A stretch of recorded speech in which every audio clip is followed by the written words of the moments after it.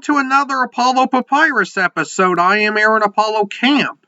For this episode, my interview guest is the author of the novel Chaos Avatar, The Illusionist, and the Goblin Princess.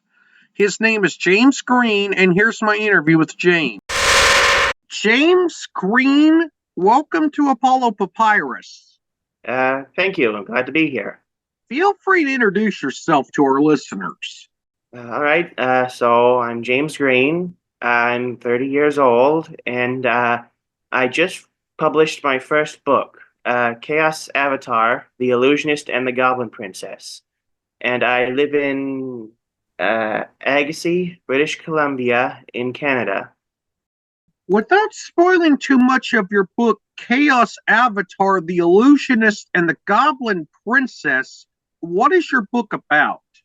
Well, the book is about two characters. The first is Ten Peller. He's an illusionist and an elf, and his skills are constantly looked down on because they're not as instantly show results instantly as casting a fireball would. And Izzy is a goblin who is mysteriously about the same height as the average person, instead of the small size that goblins normally are.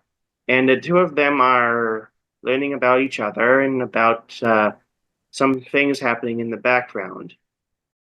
Will your first book be part of a series, and if so, what will the overarching theme of the series be, if there is one? Well, yeah, I was planning on it being a series, but that really depends on how well this first book sells. As for the overall theme, it would be about chaos and a lack of control, and how we have to accept that there are just some things that are beyond our control, and we just have to live with that and go with the flow and try to live our lives the best that we can. How did your experiences in real life lead to the creation of your first book and the characters in it? Well, when I was just graduating high school, my family moved from Abbotsford to Agassiz. I was forced to go with them because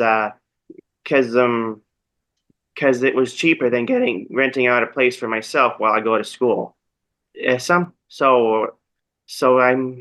And there are lots of other examples of how sometimes you just don't have control over the things that happen around you. Like like for example, you can't control. Hold on. Sorry, it's been a while since I came up with the idea.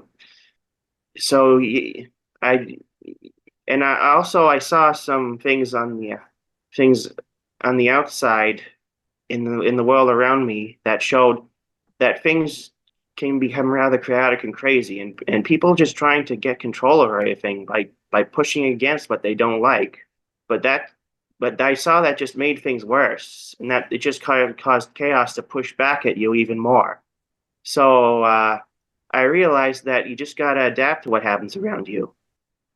The illusionist character in your book is called Tin Peller, which is an apparent reference to the magic entertainment duo Penn and Teller.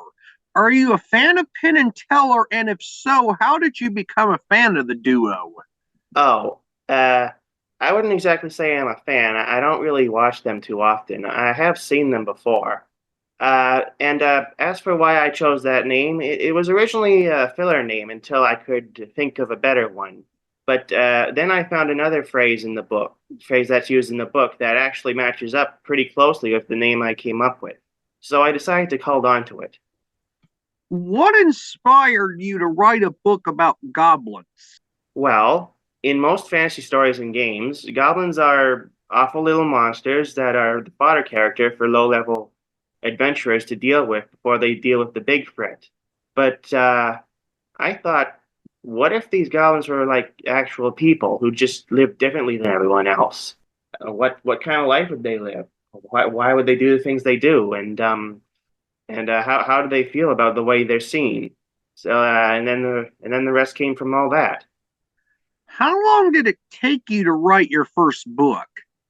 Well, about about a year, maybe a year and a half, somewhere between those two things.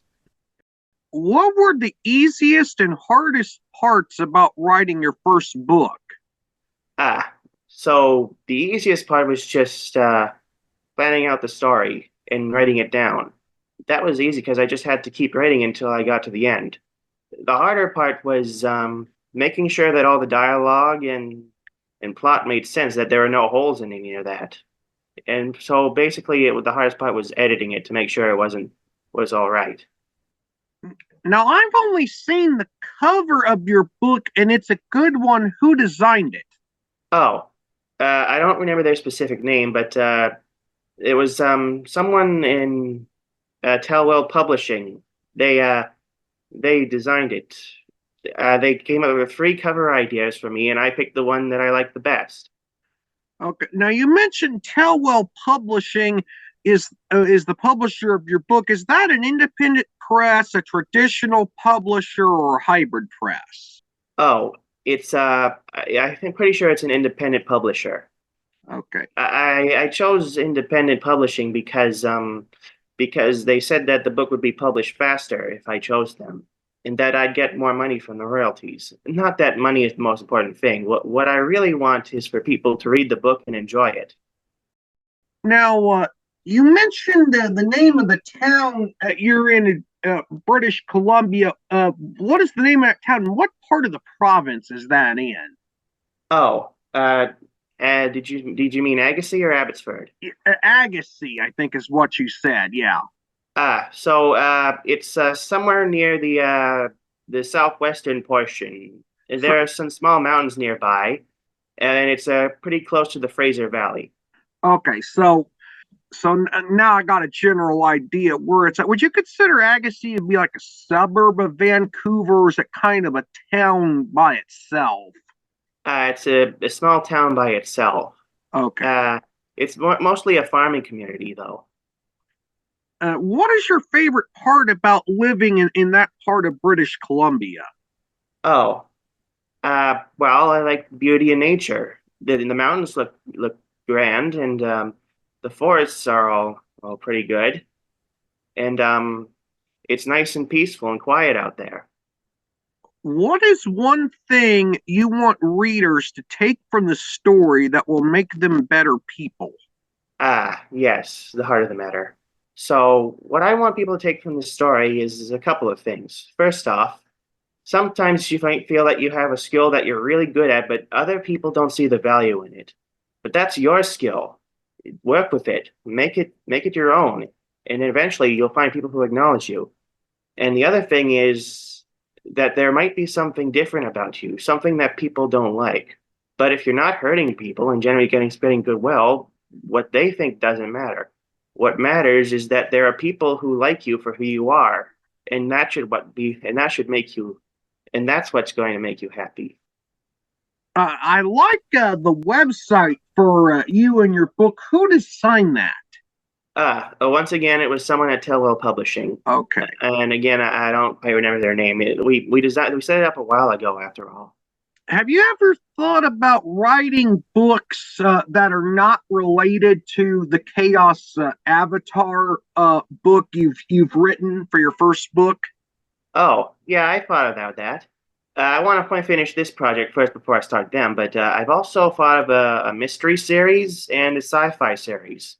I haven't gone into too much detail in my head about them yet, though. James, thank you for appearing on Apollo Papyrus. You were a wonderful guest, and I wish you well on any future writing projects you have planned. No problem. I hope you have success in whatever else you want to do.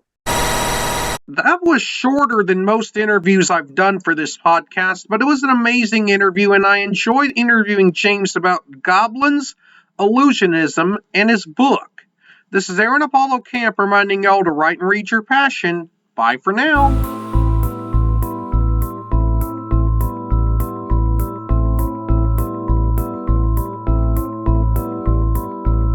Remember to subscribe to the Apollo Papyrus YouTube channel at www.youtube.com/@ApolloPapyrus and the Apollo Papyrus Substack newsletter at apollopapyrus.substack.com. Y'all can visit the Apollo Papyrus website at campaaronapollo.wixsite.com/Apollo Papyrus and follow Apollo Papyrus on Threads, Instagram, Facebook, and Tumblr at Apollo Papyrus. Copyright 2024, Aaron Apollo Camp, all rights reserved. This podcast episode is intended for the private listening of our audience. Any reuse or retransmission of this episode without the express written consent of the podcast host is prohibited, except under fair use guidelines. Royalty-free music and sound effects obtained from https://www.zapsplat.com.